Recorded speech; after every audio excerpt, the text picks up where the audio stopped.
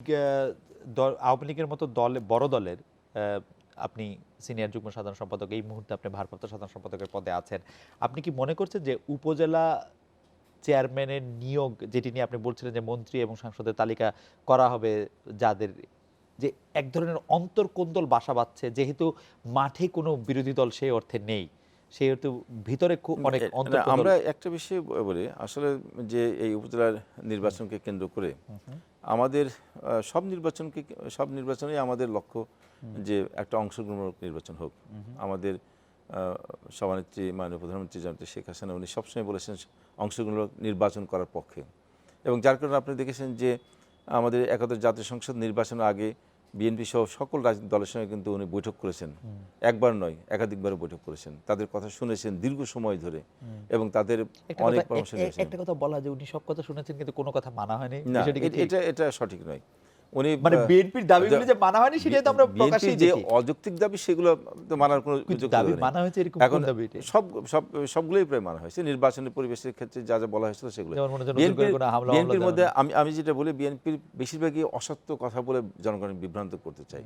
আমি গত কয়েকদিন আগেও বলেছিলাম, দেখুন যে বিএনপির যে কোনো সময় আপনি দেখবেন মিডিয়াতে প্রেস ব্রিফিং করার সময় বা মিটিংয়ে তারা বলে তাদের নেতাকর্মীদের নামে লক্ষ লক্ষ মামলা হয়েছে। এইটা কিন্তু আমাদের জাতীয় সংসদ নির্বাচনের আগে যখন তাদের সঙ্গে সংলাপে বৈঠক হয় ঐক্যফ্রন্টের নেতৃত্বে, তখন কিন্তু আমাদের মাননীয় প্রধানমন্ত্রী মির্জা ফখরুল সাহেবকে বলেছিলেন যে আপনাদের নেতাকর্মীদের যে মামলাগুলো, এই মামলাগুলো তালিকা দেন, যে কোনো যদি অন্যায় অযৌক্তিক মামলা থাকে সেটা অবশ্যই বাধ্যতামূলক আমি নির্দেশন দেবো। উনি সব মিলে কতটা মামলার তালিকা দিতে পেরেছিলেন? সেটা 1000 উপজে নাই, মাত্র বোধহয় 800 কি 850 মামলার উনি দেখাতে পারছিলেন। অথবা প্রতিদিন কিন্তু দেশবাসী শুনতেছে, ওনারা সুযোগ পেলেই বলেন যে তাদের নামে লক্ষ লক্ষ মামলা, কিন্তু এরপর অবাক হয়ে যায়। কিন্তু আমি এটা বলে রাখি আপনাকে, প্রধানমন্ত্রীর সাথে বৈঠকের পরেও কিন্তু আরো গ্রেফতার হয়েছে। প্রধানমন্ত্রী বলেছিলেন যে আরো গ্রেফতার যাদের বিরুদ্ধে আগের মামলা আছে, যারা সুনির্দিষ্ট যাদের বিরুদ্ধে অভিযোগ আছে, বিশেষ করে আপনি যদি দেখেন 2013 সালের যুদ্ধাপরাধের বিচার রায়ের পরে বিএনপি জামাত যৌথভাবে যে সারা দেশে তাণ্ডবতা চালিয়েছিল, 2014 সালে নির্বাচন বর্জনের নাম করে নির্বাচন প্রতিহতের ঘোষণা দিয়ে যে তাণ্ডবতা করলো, যে মানুষকে হত্যা করলো, কুপিয়ে আহত করলো, প্রায় 2000 মানুষ আহত হলো, 150 জনের উপর মানুষ মারা গেল, 2 জন প্রিজাইডিং অফিসার মারা গেল। এরপরে 2015 সালে তারা এই যে প্রায় 2000 মানুষকে পেট্রোল দিয়ে পুড়িয়ে তার মধ্যে প্রায় 250 জনের উপরে মানুষ মারা গেল। এই সমস্ত অপকর্মের বিচার হবে না? এখন কি রাজনীতি নির্বাচন করবে বলে কি এই সমস্ত তাদের অপরাধ থেকে দায়মুক্তি দিতে হবে? আপনি একটি রাজনৈতিক কর্মসূচির ঘোষণা দিয়েছেন, সেই রাজনৈতিক কর্মসূচি চলাকালে এরকম একটি ঘটনা ঘটেছে, কারণ বিএনপি থেকে তো কখনো বলা হয়নি যে পেট্রোল বোমা মারা হোক। তো সেইটার কারা মারবে পেট্রোল বোমা?